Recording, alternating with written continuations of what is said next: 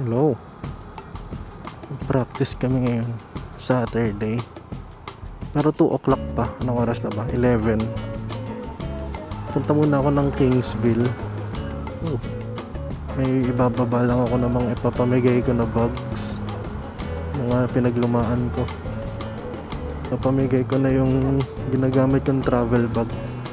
Kasi itong Kriga na yung gagamitin ko sa mga travels ko. Babawas lang ako.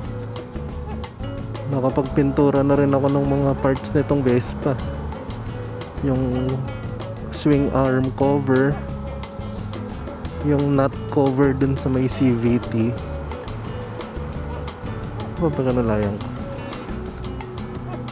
Itong side mirror, nakulayan ko na. Hindi pa pala nakikita. Okay naman. Flat black siya, hindi siya glossy, pero maganda pa rin. Dali lang din siyang lagyan. Ito lang, medyo pangit lang yung pagkakagawa ko eh. Pero di naman siya halata. May konting bubbles. Okay lang, ito naman nakikita. Ayan o, itim na. Nabili ko yung samurai paint sa HZY. Papuntang Tumana, Marikina, bandang Concepcion. Ganda naman siya. Mas maganda siya kaysa sa Boss niya ata yun. Pininturahan ko na dati yung fork link cover ng glossy black. Pero Boss ni. Parang mas maganda tong samurai. Mas kapit. Ewan ko lang kung magtutuklap din. Tignan natin.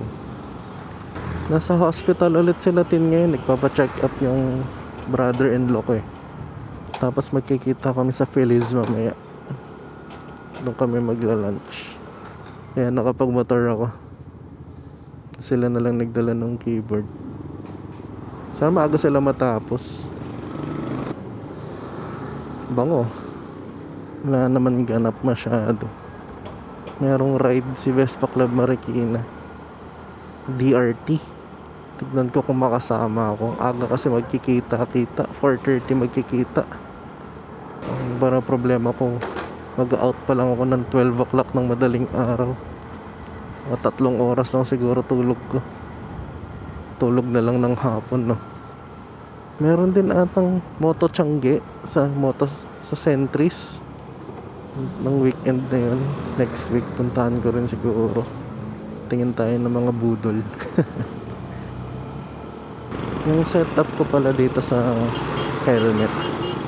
Yung nagtatanong kasi ano daw setup ko. Ang gamit ko na mount, Hansi. Tapos bumili ako ng 20mm na offset para hindi nakagilid yung lens. So nakagitna siya. Pero di ko alam ba't tabingi pa rin eh. Tabingi ata yung pagkakagawa nung adapter. So kailangan ko pang iliko ng konti. Parang i-rotate.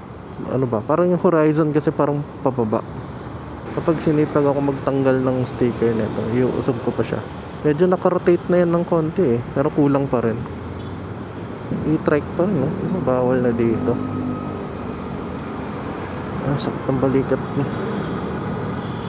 Tapos yung pinagkakabitan ng mic ko, meron akong nilagay na yung kasama ng DJI mic na magnet.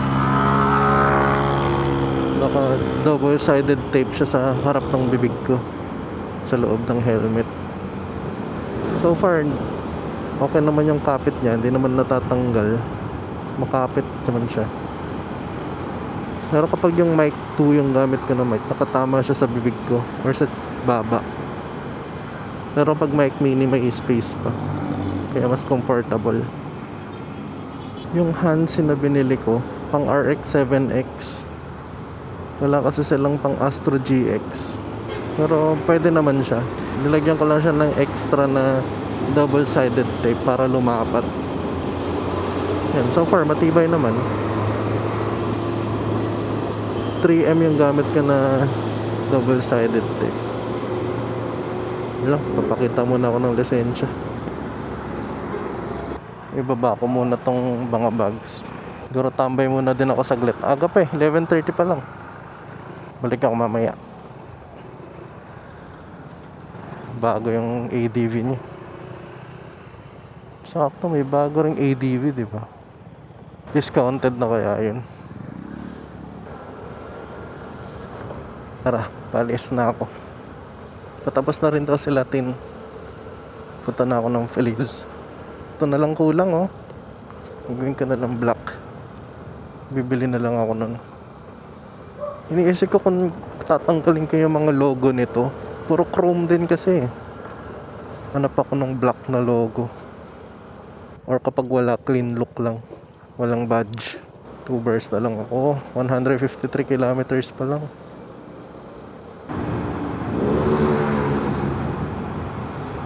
Sakit ng balikat ko, ah. Parang pangit na naman yung pwesto ko ng tulog. May Petron dito eh. Pero mamaya na ako magpapagas, mahal dyan. Mas mura yun sa loob ng Marikina. Sakit ng balikat ko. Nangangalay.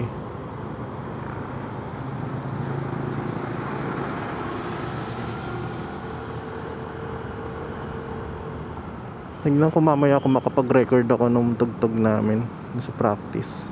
Kaso mga naka-in-ear kami, baka hindi marinig eh. Wala akong pang-connect.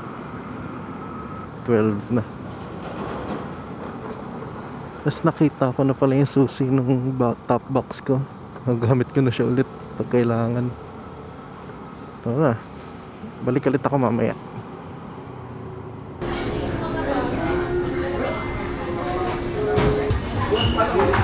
Nakakain na siya lang. Saka pala siya.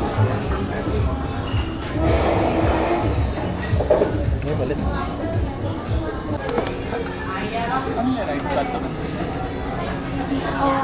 Nakakonect tong RD dito.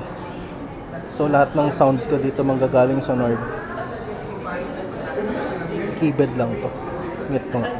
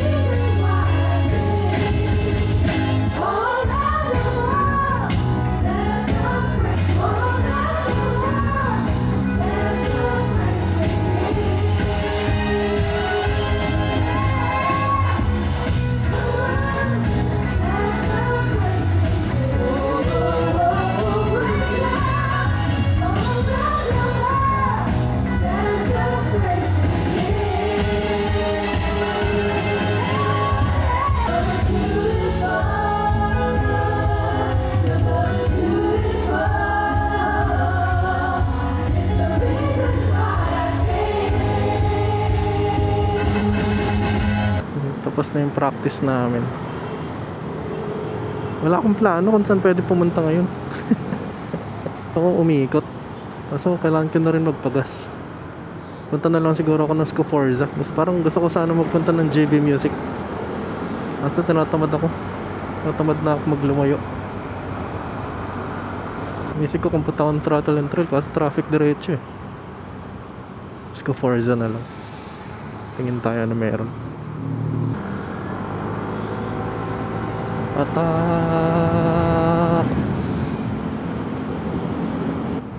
Bilis lang din ang practice namin eh. Nag-start kami mga 2:30 na. Pero mga 4 o'clock tapos na. Madali lang yung songs. Baka umuwi na lang ako agad. Nanood na lang ako ng lower bracket finals ng Mobile Legends. Nakauwi na sila tin eh. Wala pa naman kaming plano ngayon. Hindi pa debadge ko na kaya tong motor. Tatanggal ko yung mga chrome badge. Chrome delete. Yung traffic ngayon ah. Sabagay, Saturday. Hindi hintay ko mag-yellow yung gas ko eh. Dapat ngayong city riding 200 iilaw na yung gas ko. Kaso ngayon 160 pa lang oh. Baka mga 170 to iilaw. Ito na, liliko na ako. Ito na naman. Hirap na naman lumiko.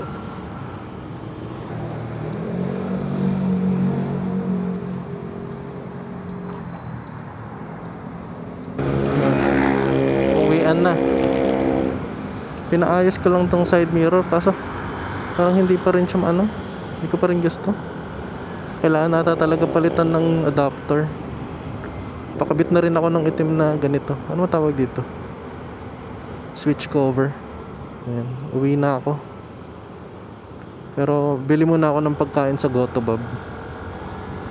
Tsaka magpapagas. All black na siya. Tignan natin to kapag maliwanag. Nanood ako kanina ML dun sa dun sa lobby nila. Talo liquid. Okay lang, meron pa naman isa. Tingnan mo, parang mas malapit tong nasa right. Mali yung pwesto. Sinaabangan ko rin mag-yellow tong gas ko eh. 7:30 na pala. Lumuwag yung camera mount ko. Tutuloy ko na lang to paglalabas salit ako. Saka para makita nyo rin yung switch cover pag maliwanag na. Ayan, nagpapagas na ako. Ito na yung switch cover.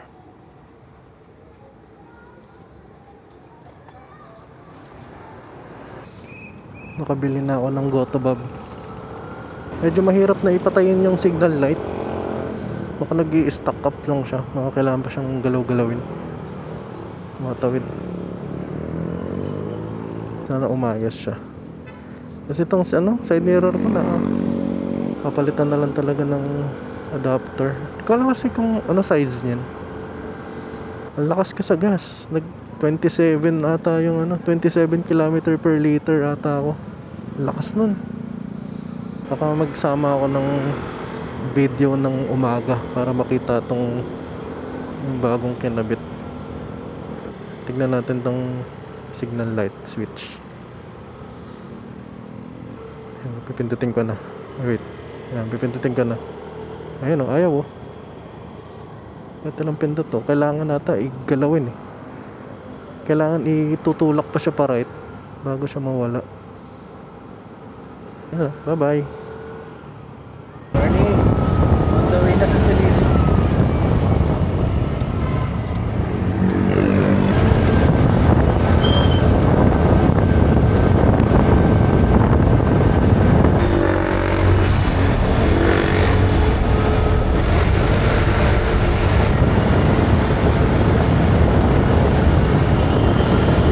Subukan ko yung keyboard.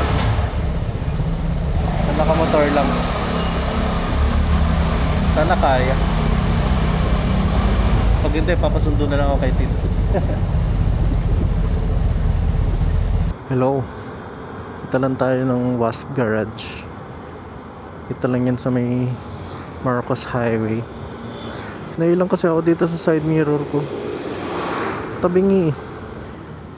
Nagtanong ako kung meron silang adapter. Bibili na lang ako ng isang set. Parehas sila ng adapter. Masyadong malapit to. Trinay kong iusog-usog kanina eh. Ganyan talaga siya. Kailangan talaga yung na-adjust. Ngayon nakapag-record kahapon. Kasi dala-dala ko yung keyboard. Ang bigat. Hindi ko na nailagay yung camera dito sa harap. Ang bigat siya yung kapag dinadala pa lang sa parking. Pero kung yung nandito na sa motor, nakapatong naman siya dito sa upuan sa likod. Kaya naman. Ay, ito na pala. Tingnan nyo. Ba't may ganun? Puti. Pero itim na siya. Yung switch cover. Hindi ko rin pala napakita kahapon kasi naka half face helmet lang ako.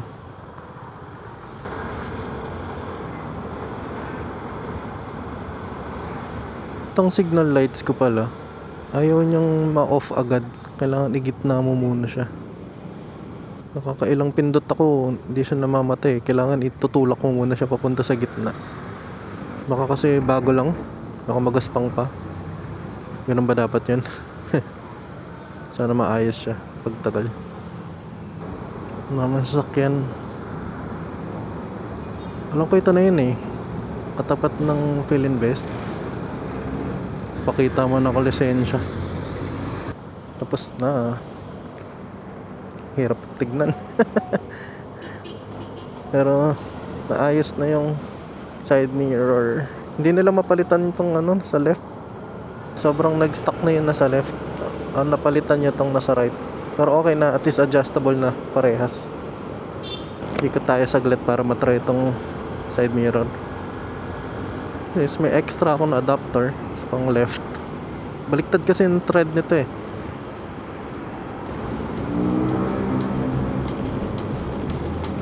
Yung motor ng may-ari, buti naka high sider din siya. Siya na lang din yung nagkabit na ito. Ayan na. Hindi ako mapakali kasi kanina. Pag tinitignan ko yung motor, kita ko hindi pantay eh.